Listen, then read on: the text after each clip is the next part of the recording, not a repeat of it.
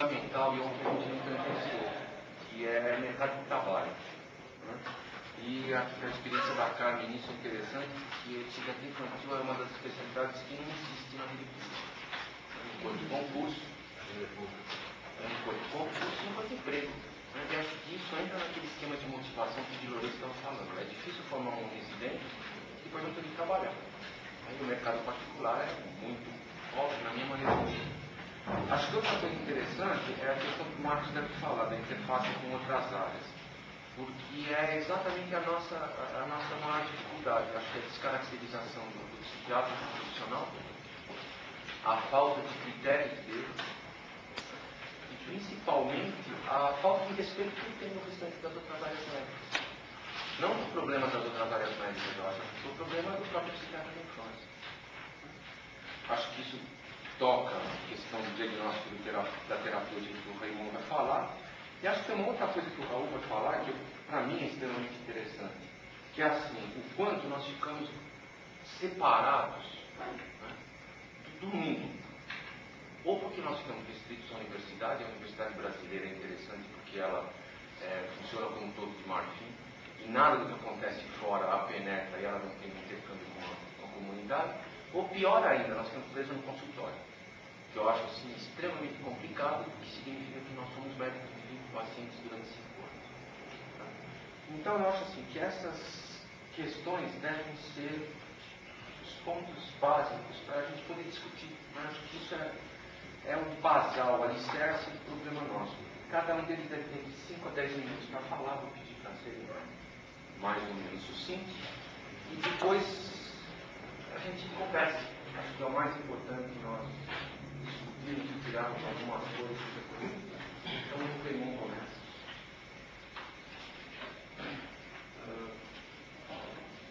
Pena que o Di Lorenzo não esteja aqui, porque eu fiquei refletindo se eu me sentia como uma espécie de extinção ou não. E como o tema é identidade, a minha forma de ver é que eu sou mutante. Sou mutante misto de uma série de outras especialidades médicas e não médicas. Um mutante que talvez a sua evolução não possa se ver ainda agora. A gente vê vírus mutantes que são muito letais, como a AIDS, ou a gente vê, de repente, bactérias mutantes que produzem novos antibióticos que são muito proveitosos. Então eu tento o meu narcisismo a me ver mais como um mutante que tenha proveito e que tenha utilidade, que é fruto do momento histórico. Na história da medicina, a gente vê trepanações como formas de terapia, encantações, só ver a história. Nós fazemos parte da história, somos um momento dentro da história.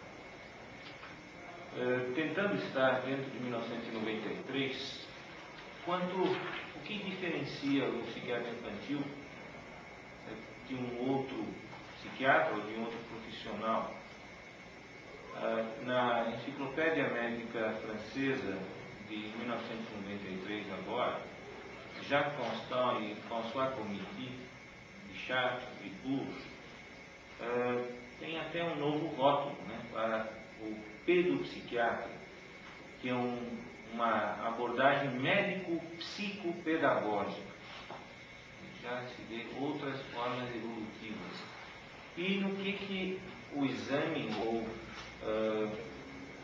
se diferenciaria de um outro exame, de uma outra especialidade?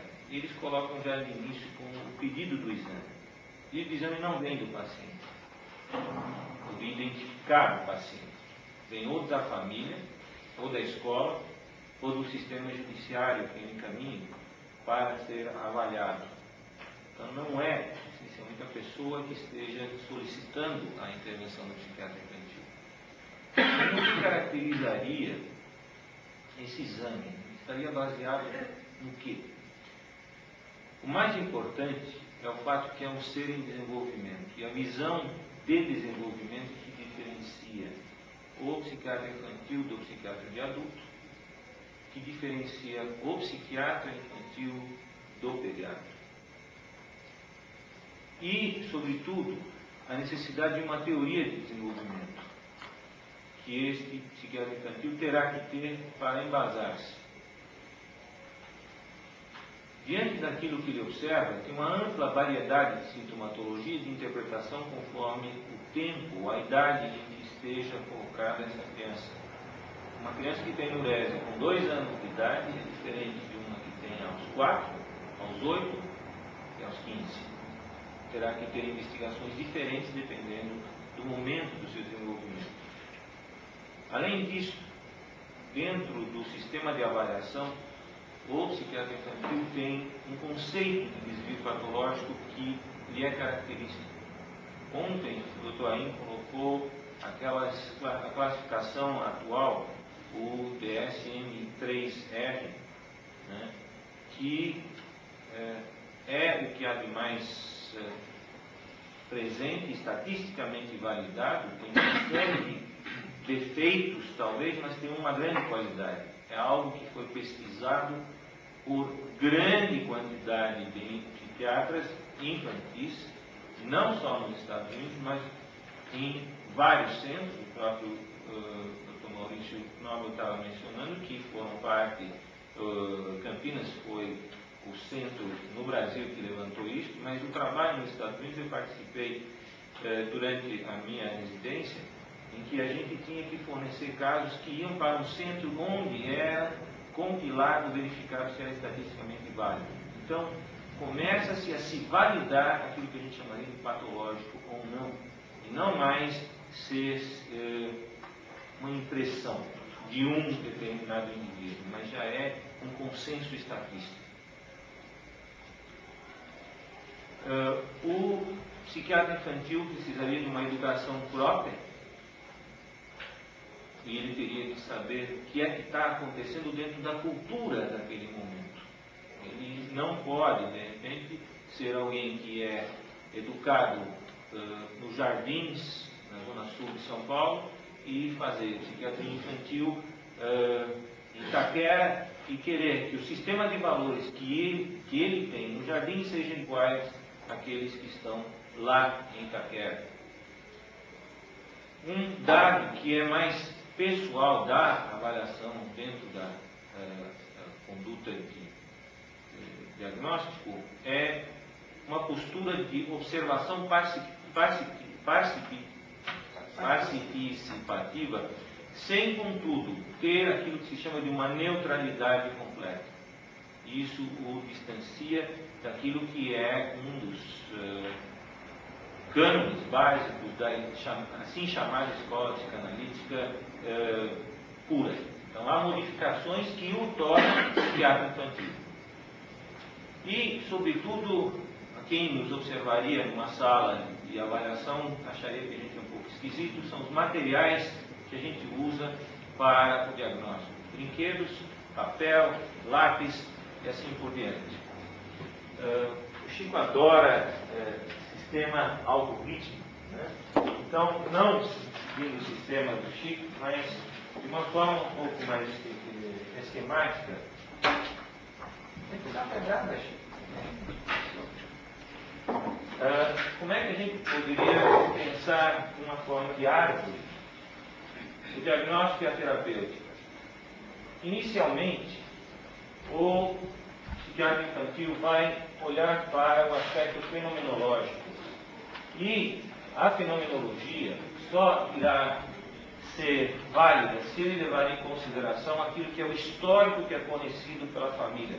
Porque muitas vezes o que é apresentado dentro do consultório não é o suficiente. Com isso, através da fenomenologia, ele vai ter que verificar se isso somado vai dar um aspecto sindrômico ou de uma patologia que esteja dentro daquilo que eu acabei de mencionar, DSM-3, ou um outro instrumento que seja internacionalmente válido. E daí ele vai ter uma leitura. A leitura terá que ser um misto dessas 4 vertentes. Uma vertente psicodinâmica, uma psicossocial, não pode prescindir de uma vertente psicobiológica e, sobretudo, em termos de alteração do desenvolvimento, já que é uma psiquiatria do ser em desenvolvimento. Com isso, a mistura desses vários componentes irá levar a uma visão etiológica, dependendo da predominância de cada um desses fatores, e com isso também tentar ter uma visão prognóstica. Daí vai se instituir que tipo de terapia. E dentro da psiquiatria infantil, nós temos estas terapias que estão já consagradas. A biológica, e nem sempre está ligada, vejam bem, a uma alteração psicobiológica. Uma alteração que não seja mesmo identificada psicobiológica pode exigir uma intervenção biológica. Uma intervenção psicodinâmica, que também não é necessário que tenha uma leitura só psicodinâmica da fenomenologia. Um fenômeno psicobiológico, como por exemplo um diabetes, pode exigir uma intervenção psicodinâmica devido a, essencialmente, primariamente, um problema de origem psicobiológica. Intervenções comportamentais, educacional, terapia familiar ou institucional, a hipnose que está atualmente voltando cada vez mais no campo da intervenção terapêutica dentro do campo da psiquiatria infantil. E a escolha vai ser dependente da experiência do psiquiatra infantil e, sobretudo, do seu treinamento. E aí fica um problema muito sério, que é o bias. O bias do psiquiatra infantil dependendo do seu treinamento. Em cima? Bom, acho que o Raimundo deu uma colocada interessante a respeito do diagnóstico, principalmente tentando colocar tanto o diagnóstico como o tratamento dentro de uma visão, na minha cabeça, médica. Um diagnóstico etiológico síndrome, a estipulação de prognóstico e tratamento. A visão dele pelo menos foi essa. Agora, quem vai falar é o Marcos. O Marcos é o responsável pela psiquiatria infantil da Santa Casa. Esqueci de apresentar o Raymond. O Raymond é a pessoa que mais trabalha com autismo aqui no Brasil, ligado à Sociedade Americana de Psiquiatria. E agora o Marcos, então, deve falar sobre a interface com as áreas médicas. Aproveitando que foi aquecido a ideia de polemizar, eu posso discutir um pouco. Eu até reformulei o que eu tinha problemado para introduzir, com isso ficou mais rápido ainda. Acho que eu vai ser a discussão. No sentido de polemizar, eu preferi radicalizar minha posição, que é lógico que vai me deixar numa posição um pouco desconfortável, se deve impressionar, mas que eu acho interessante. Então, na questão da relação do psiquiatra com as outras áreas médicas, a partir da conversa de ontem, eu preferi voltar para a definição do que é psiquiatria. Daí eu voltei ao dicionário, e lá no dicionário falava que o psiquiatra é aquele que cuida da doença mental. E uma das coisas que sempre me deixou muito aflito é a questão de que o psiquiatra deveria cuidar da saúde mental. Daí ontem eu estava pensando de que saúde a gente não cuida, porque se já tem saúde, não precisa ser cuidado. Então, cuidar da doença é difícil, e a gente por muito tempo não conseguiu, dentro do modelo proposto, do modelo da ciência médica empírica, a gente não teve recursos para que isso pudesse ser abordado. E daí teve, eu acho que a pluralismo que foi aquecido na psiquiatria infantil, isso é mais ainda, com as vertentes psicodinâmicas, psicopedagógicas, sociais, que diminuiu, que eu acho que contribuiu para dar aquela identidade borrada que o projeto falava ontem. Eu fico imaginando na questão da prevenção, por exemplo, que seria um fator atuante do psiquiatra da infância, como que a gente pode prevenir alguma coisa que a gente não sabe o que é? E como eu posso prevenir esquizofrenia se até hoje não está compreendido o que vem a ser basicamente esquizofrenia? No modelo em que eu gostei do que o Dr. Maurício comentou a respeito do humor do psiquiatra da infância, que eu acho que é uma coisa verdadeira mesmo. Daí, dentro desse momento, eu fiquei imaginando, como que daria para prevenir a AIDS se a gente não soubesse que ela tem uma relação de transmissão viral, preferencialmente sexual, etc., transmissão sanguínea e tal. Como que a gente pode prevenir doença mental se a gente, na verdade, mal entende o que é doença mental? E daí, na conversa com os outros médicos que eu vejo, eu não preciso nem contar de nós sabemos a série de piadas que fazem a respeito da nossa condição, né, do psiquiatra, aquele que fica só olhando e não faz nada. Por que nós, dentro do hospital, daí eu vou me proteger um pouco, porque eu vou falar só de dentro do hospital, qual que é a nossa função, qual que é a nossa maior dificuldade? Eu dei uma levantada nos trabalhos, só que eu acho que não são interessantes, porque são trabalhos dos casos todos de fora, mas eles apontam basicamente uma questão de comunicação. As outras áreas médicas consideram que é intangível o que o psiquiatra fala. Até porque a posição do psiquiatra, que eu acho que ele teve que se reassegurar exatamente, que teve uma hipertrofia do pensamento filosófico, que teve um avanço em outras áreas, impossibilitou os outros médicos de estarem entendendo como que a gente raciocina, pelo menos como que a gente se expressa. Então, ontem foi muito apresentada a questão da psicanálise. A epistemologia da psicanálise que é uma das coisas que eu não consigo entender direito, mas pelo menos algumas pessoas que apresentam colocam como sendo possível dentro de uma posição muito mais estética do que uma posição de ciências naturais, faz com que um médico que não consiga entender o que a gente está falando, e não só o médico, assim como muitas vezes a plateia. Para você ter a escuta do psicanalista, você tem que ter uma pessoa que tenha a capacidade para tal. Assim como a escuta beethoveniana foi desenvolvida a partir da criação desse tipo de música, a psicanálise também exige isso para ser entendido, diferente do que é o ser médico. Então eu fiquei pensando, ser psiquiatra sem dúvida que é limitado. Ser psiquiatra da infância é limitado, porque a gente não entende direito quais são as doenças que essas crianças apresentam. Porém, isso não significa o fato de a gente não ter o que fazer com essas crianças. Hoje em dia, a gente tem pouco a fazer com uma criança autista. O fato de não ter o que fazer não implica que a gente tem que abrir mão do modelo médico tradicional. Se fosse assim, a oncologia poderia utilizar outros métodos, uma vez que ninguém consegue tratar o câncer. Bom, dentro dessa perspectiva, vou contar duas situações que eu considero que são as duas que ocorreram lá no nosso serviço, lá na Santa Casa. A primeira é de uma pessoa que foi operada, um ortopedista operou uma senhora, e de madrugada foi chamado um psiquiatra. Esse ortopedista é um ortopedista lá dos hierarquicamente mais altos, e quando ele chegou para ver a paciente dele que tinha sido operada, ele ficou espantado que tinha um psiquiatra lá no quarto com um estético. E pior que isso, o psiquiatra estava propondo que aquela pessoa que tinha apresentado parte de agitação e quadro delirante, que ela estava com algum problema pulmonar. Depois foi diagnosticado que ela tinha uma embolia pulmonar. Eu acho que essa possibilidade do repertório médico possibilitou uma inserção, pelo menos naquele serviço, naquele momento, muito que resgata, eu acho que a nossa identidade, pelo menos tem porque o psiquiatra está lá. Não faria sentido ele comentar, expandir o conhecimento, até o entendimento para outras áreas.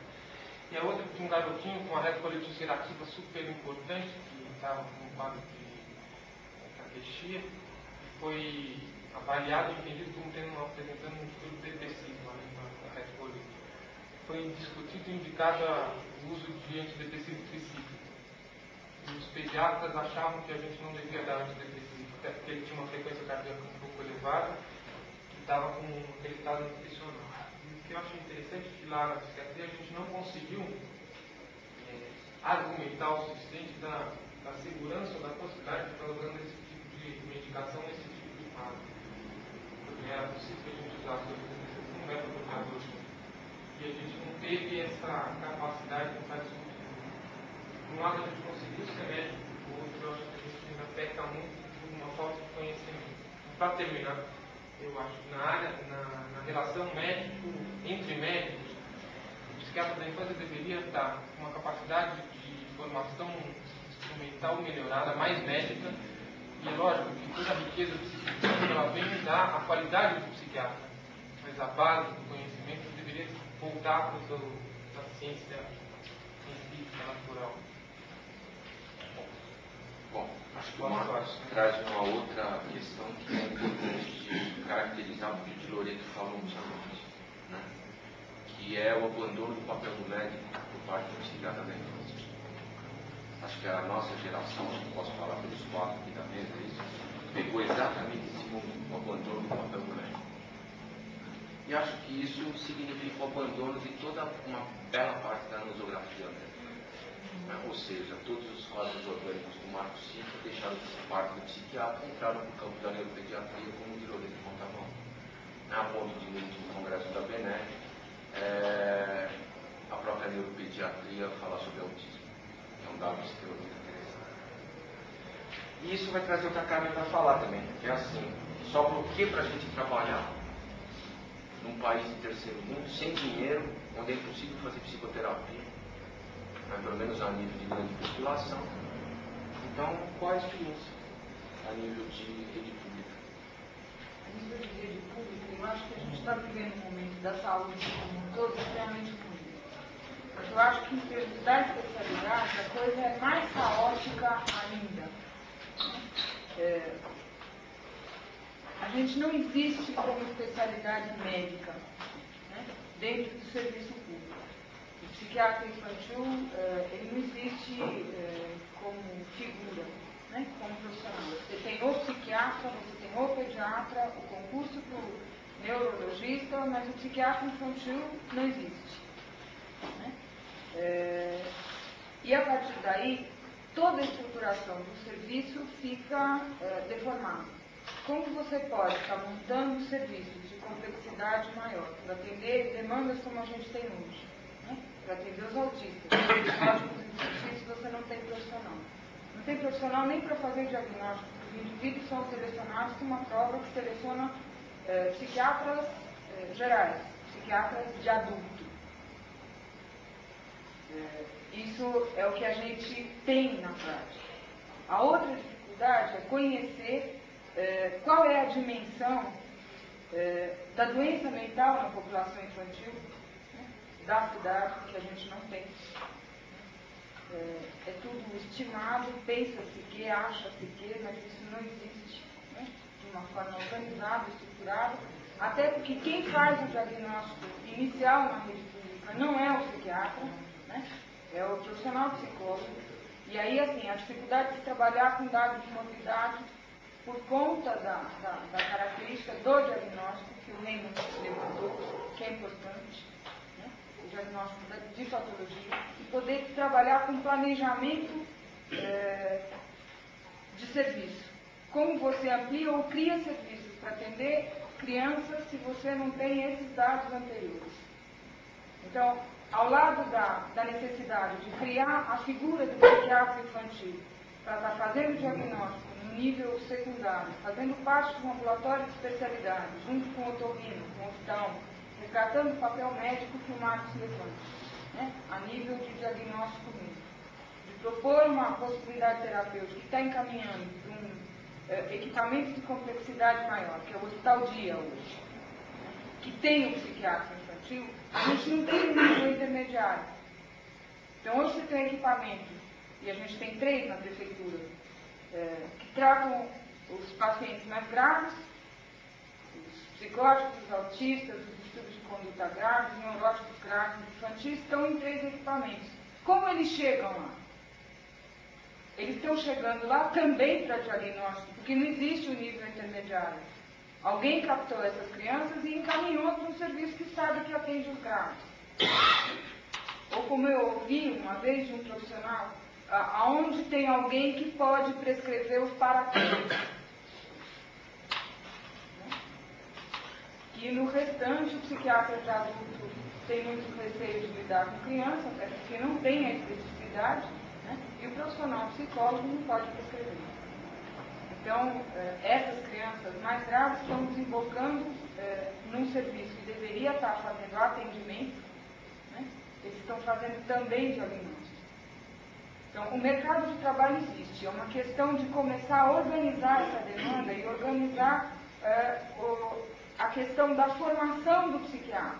Você possa abrir um concurso que tenha características. Então, quem você vai selecionar para um determinado equipamento? Né? Não você abre um concurso geral e seleciona, olha, tem um pediatra aqui que tem alguma experiência, quem sabe ele serve. Alguém que algum dia fez um curso de psicanálise em alguma coisa, que frequentou um serviço em algum lugar, que tem... o psiquiatra infantil da rede pública é isso. E eu acho que a gente precisaria estar criando exatamente um aparelho formador para que a gente pudesse ter critérios de seleção e para inserir em equipamentos. E poder trabalhar também com saúde mental, na medida que a gente pudesse trabalhar a nível de rede pública, de serviço público, também com prevenção. Não só com a patologia instalada, que é o que acontece hoje. Só que com quadros extremamente graves, porque toda a demanda está reprimida e está nos serviços universitários.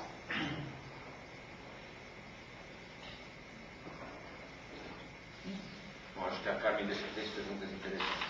Como se planeja um serviço sem saber para quê? Como os pacientes chegam lá, quem manda, e para que eles chegam lá? O que a gente vai fazer com eles uma vez que a gente copia o tempo inteiro? Acho que esse discurso, pelo menos o contexto, deve encaixar no que o Raul deve falar, né? O Raul é o responsável pela psiquiatria infantil aqui da Escola Paulista. Bom, eu estou assustado e preocupado. Porque você parece que criou aí uma expectativa de que talvez eu fosse falar ou responder algumas coisas, né? Então, e desde ontem eu estava pensando bastante no seguinte, né? Eu acho que fiquei muito contente de ter sido convidado para participar desse esforço aí, que foi a iniciativa de alguns de vocês aí, para que a gente viesse aqui pensar sobre o que é aquilo que eu vou me permitir de uma maneira jocosa, usando o que o senhor nos concedeu, né? Essa coisa louca que é querer se identificar como uma figura que se nomeia psiquiatra infantil, né? E eu acho que eu estou me sentindo um pouco assim, incomodado, preocupado, porque as reflexões que eu fiz, eu tenho a impressão que talvez assim vão ter um direcionamento 180 graus diferente daqueles que eu estou ouvindo até agora. Apesar de que eu queria fazer o seguinte preâmbulo. Sou também um psiquiatra infantil, me identifico com todos nós que estamos aqui, etc. Mas pensei no seguinte. Eu acho que para tentar fazer essa reflexão sobre qual é o nosso papel social, né? Eu imaginei que seria mais prudente que a gente procurasse, por um segundo, tomar uma certa distância daquilo que fazemos, ainda que não seja possível fazer isso em grau absoluto, e evitar uma certa idealização com uma tendência de expressar aqui ideias que seriam, na verdade, objeto das nossas pretensões enquanto construção de um papel ideal, né? Eu acho que apesar de a gente não ser sociólogo, não ser filósofo, etc., eu acho que para a gente falar sobre isso, que foi nomeado o papel social do psiquiatra infantil, teria que haver algum esforço da nossa parte, e um esforço um tanto incômodo, porque a gente teria que tentar se valer, eu acredito que não dos instrumentos próprios que a gente tenta utilizar para definir o que é ser psiquiatra, o que o psiquiatra faz, etc., e a gente teria que ter um pouquinho de coragem em tentar lançar a mão de outros tipos de recursos ou de reflexões que viriam talvez de outras áreas do pensamento humano externas à psiquiatria infantil, né?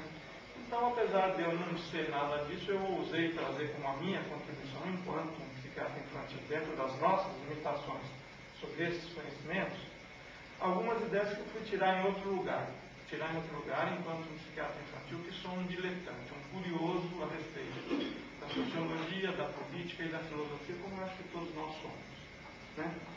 Então eu acho assim, que se a gente fosse pensar no papel do psiquiatra infantil, do que a gente faz hoje, do que a gente não faz, saindo um pouco dessa posição de identificação, dessa idealização, a gente teria que seguir alguns mestres do pensamento moderno e reconhecer que a gente não consegue fazer isso sem fazer um esforço de compreender aquilo que eu chamaria de gênese histórica da própria da própria psiquiatria, das próprias noções que criaram essas coisas que nos inventaram, né, que são a pedagogia, a própria noção de infância e assim por diante. Eu digo gênese histórica pelo seguinte, eu acho que vale a pena, já que o Di Loreto ontem falou assim, que a gente se aparenta ao mito-leão dourado, porque somos uma espécie em extinção, talvez tenha algum sentido a gente achar que a gente pode ficar triste se o mico-leão dourado vier a desaparecer. Mas se a gente consegue fazer um pouco esse distanciamento e não ser tão passional, a gente se lembra que nós, psiquiatras, e particularmente psiquiatras infantis, temos data de nascimento, ou seja, nós somos o produto de uma época, produto de uma situação histórica que organiza o conhecimento, o saber, as práticas e as atitudes de uma determinada maneira. Eu não sei se a gente deve, quando se identifica passionalmente com um papel, ficar triste se pudesse pensar da ideia de que a psiquiatria infantil vai desaparecer, ou se a gente deve ver nisso a ideia de que a psiquiatria infantil pode desaparecer, um sinal daquilo que alguns pensadores procuram nos relembrar, que é o fato de que nós nascemos, nos desenvolvemos e morremos enquanto profissão, enquanto papel social, enquanto função social, da mesma maneira que outros papéis e funções sociais, a partir de uma série de transformações. Então, nesse sentido, é meio ambíguo dizer se a gente fica triste, chateado, ou se a gente aceita se interrogar como é que é o desenvolvimento histórico disso. Eu me lembro, por exemplo, muito, quando penso nisso, de um grande pensador francês, que eu acho que muita gente conhece, que é um filósofo, Georges Canguilhem, que quando resolveu se interessar por pensar a medicina filosoficamente, ele se impôs a disciplina de entrar numa faculdade de medicina, fazer o curso médico, ele já era professor de filosofia, para pensar filosoficamente o que é essa coisa que o médico faz. E o Canguilhem produziu um trabalho de grande peso, né, que resultou, entre outras coisas, na famosa tese dele, que deu um livro que se chama O Normal e o Patológico. Né? E ele fez isso num esforço de tentar, isso foi na década de 50, de tentar recuperar a reflexão de que aquilo que nos é passado como um saber natural, basicamente o saber médico, o saber biológico, etc., tem história. Então tem data de nascimento, período de vida e morte. Portanto, o que ele fez, que eu acho que é muito útil para a gente pensar aqui sobre que história é essa do papel do psiquiatra infantil, foi resgatar o reconhecimento do caráter ideológico, do caráter político, da produção do saber médico e uma certa função social que ele identificou como função normatizadora. E eu acho que aí a gente começa a ficar incomodado, porque a partir disto que o Canguilhem faz como reflexão, ele deu margem ao surgimento de outros pensadores que começaram a fazer essa gênese histórica. Quando é que nós nascemos? De onde que nós viemos? E aí eu acho que cria uma situação incômoda, porque muitos desses pensadores, desses historiadores, nos colocam como irmãos gêmeos ou como parentes, né, enquanto função social, a nós médicos, a nós psiquiatras, a nós educadores e a nós psicólogos, numa situação extremamente incômoda. Eles nos colocam como parentes dos policiais. E aí eu acho que a gente fica atrapalhado, né? Esse cara está nos xingando, né? Porque esses pensadores nos colocam na posição social de alguém que veio para exercer uma função social de um papel disfarçado de polícia. Eu acho que, assim, para mim, isso é uma coisa que marca muito. Porque eu acho que eu não posso desprezar esse tipo de reflexão se eu quero pensar o que eu faço na vida, o que eu faço enquanto profissional, se tenho eu uma função social. Quer dizer, se, querendo com isso, não apresentar uma coisa que venha a nos questionar se temos direito a uma identidade ou não, mas uma coisa que eu acho que se estamos em 1993 querendo pensar sobre qual é o papel social do psiquiatra infantil, se a gente conseguir sair um pouco fora daquilo que é o nosso métier interno, né, e refletir sobre esses tipos de questões que nos são colocadas, eu acho que a gente não pode ignorá-las. Eu pensei que uma contribuição possível seria essa. qual é o nosso papel normatizador? O quanto talvez a confusão que foi dita aqui por vários de nós sobre se a nossa área é específica, privilégio nosso ou não, se ela se define por um saber, né? Nós construímos um saber do qual só nós somos possuidores, ou nós, na verdade, partilhamos de um saber que ele é repartido socialmente por outras funções, e eventualmente pode ser que o papel do psiquiatra infantil, dentro desse prisma de papel social, ele não seja especificidade nossa. Outras instâncias sociais têm papel normatizador, outras instâncias sociais têm papel de controle. E aí é que eu acho que se a gente consegue sair fora dessa visão idealizadora do nosso papel, porque eu acho que é mais refletir um desejo que a gente gostaria de ser o quê? Alguém que contribui para o crescimento sadio, para o desenvolvimento integral do indivíduo, para a vida mental e física das crianças ser boa, para eles serem futuros cidadãos. Aí a gente vai lembrar que aí é que a gente perde completamente a identidade e a especificidade, porque isso nunca foi, historicamente, uma prerrogativa nossa. Tentar ver isso como uma prerrogativa nossa, penso eu, é uma coisa que tem idade, data histórica, é moderno, é dos nossos tempos. Né? Eu acho que às vezes alguns aspectos positivos e construtivos que a gente tenta identificar para a nossa profissão, eu diria assim, que são ideais da ideia dos gregos, para quem conhece um pouco o que é isso, quer dizer, o ideal mais idealizado do que é a formação e construção de um homem total e completo, né, que se constitui naquilo que os gregos inventaram como esse ideal de paideia, está muito próximo de muita coisa que nós queremos incorporar na nossa identidade de psiquiatra infantil. Mas eu acho que existe também uma série de coisas que essas reflexões nos colocaram incomodamente, que é assim, muito do que a gente faz, percebendo ou não, acaba sendo um papel de polícia dentro da sociedade, né? Porque a gente acaba exercendo ingerência sobre a vida privada das pessoas.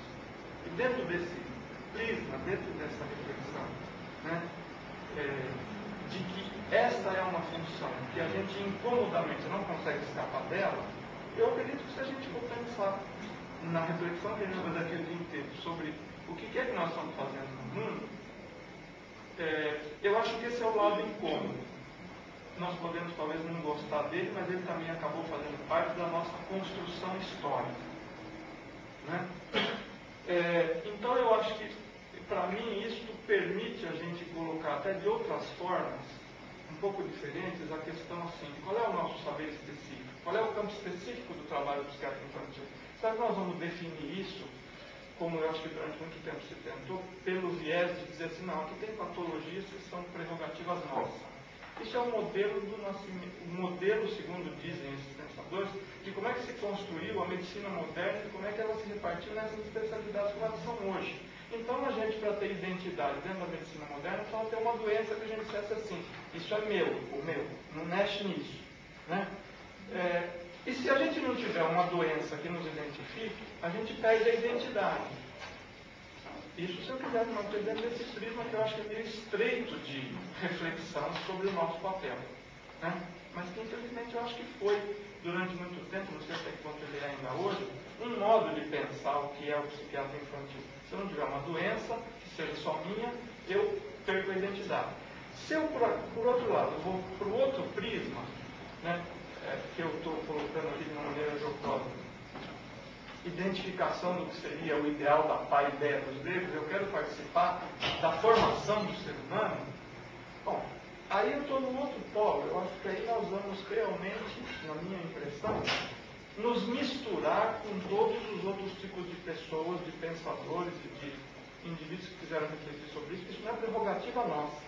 Eu acho que é por isso que a gente está numa encruzilhada que, para não ser trágico, a gente tenta fazer piadinha e brincar, como o professor Nobel disse. Né? Eu acho que a gente exerce um papel social sempre na nossa prática, fazendo o que quer que seja, dando uma receita, dando uma terapia, trabalhando dentro de um consultório fechado a 4 paredes. Será que nós nos isolamos porque a gente trabalha com as pessoas individualmente? Eu acho que a gente não se isola na medida em que sempre é esperado de nós alguma coisa, que é o que na verdade cria os maiores problemas para a gente. A rede pública, e eu acho que não é só a boca, mas a assistência que a gente dá, tem o que a gente pode chamar de uma falsa demanda de cerca de 70%, ou seja, a escola, a criança piscou torto, vai para o psiquiatra.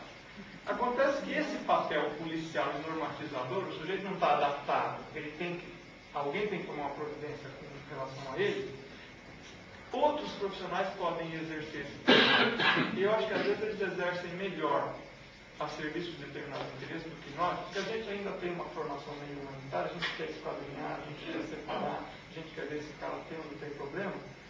O neurologista tem menos culpa do que a gente. O neurologista está menos angustiado e pensa muito mais rápido e automaticamente. A pessoa vai lá, ele faz qualquer coisa e dá um remédio, fazendo uma caricatura e não no sentido de respeitar os neurologistas sérios, mas então acontece que é muito mais fácil exercer uma função normatizadora pelo neurologista, é muito mais fácil o educador exercer uma função normatizadora, e nesse sentido talvez o papel normatizador a gente esteja perdendo mesmo. Tem outras instâncias da sociedade que conseguem exercê-lo com muito mais propriedade do que nós. A gente fica pensando, como você falou, e a gente cria uma linguagem complicada e tal, e é mais fácil fazer alguém enquadrar as pessoas sem cerimônia. Nós falamos isso com muita cerimônia. Né? Acho que para não passar o tempo, acho que o que eu falei, não sei se é uma coisa que cria algum polêmico ou algum cômodo, eu penso que seria a contribuição que eu pensei em oferecer foi lembrar que eu acho que a gente pode fazer um acréscimo às nossas conversas, que é o de incluir, né, já que foi inserido esse tema, o viés da construção ideológica, o viés de um papel político, não no sentido negativo do termo político, no sentido de uma relação de poder entre os seres humanos, então é no sentido intrínseco da relação humana, não no sentido barato da palavra política, né? E que eu acho que tem muito a ver com esta confusão, que eu acho que ela se expressa muito fielmente no que a gente chama de construção dos campos de saber delimitados, que eu acho que é uma característica dos tempos de hoje. Que eu acho que poderia ser útil de refletirmos juntos o que resulta disso tudo na hora que a gente vai lá e está concretamente diante de alguém fazendo alguma coisa. Acho que como o Raul falou, acho que se define em alguma, apesar de nem sugerir, nem resolver, acho que você deu um fechado interessante, né? Porque acho que levando em duas grandes questões que eu acho que são fundamentais. Você frisou bastante, que são os três grandes analisadores, né? Para se trabalhar uma epistemologia psiquiátrica.